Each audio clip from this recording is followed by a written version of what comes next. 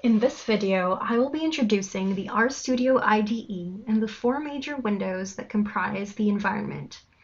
An IDE, or an Integrated Development Environment, is a software application that allows users to easily interact with the R programming language. Once you have RStudio open, you will see the four major windows displayed like a quadrant. The first window is the console panel, found on the bottom left corner of your screen. This is where commands are executed. R works similar to a calculator where you can write your script directly on the console by inputting an equation, say 2 plus 2, press enter, and the console outputs the result. However, the console can only implement script line by line, which might not be efficient when writing longer programs. Thus, most of your work will be on the source panel, found just above the console. It is simpler to have your workflow on the source panel as you can easily edit, save, and work on previously saved files. Here you can write multiple lines of script at a time and select the line or lines to run.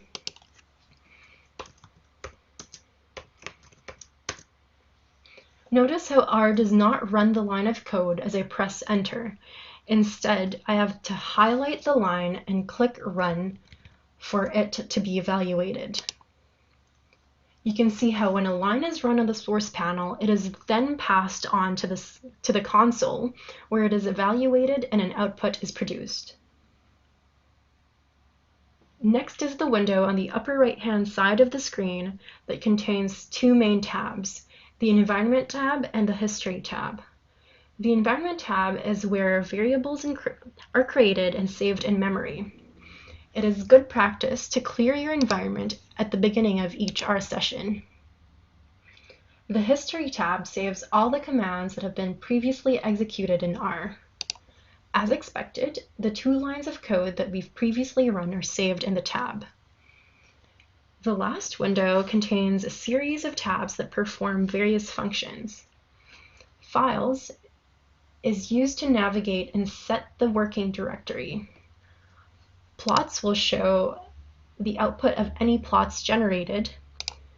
Packages will show all the packages that have been installed, and you can tick those that you want to be actively loaded onto your R session.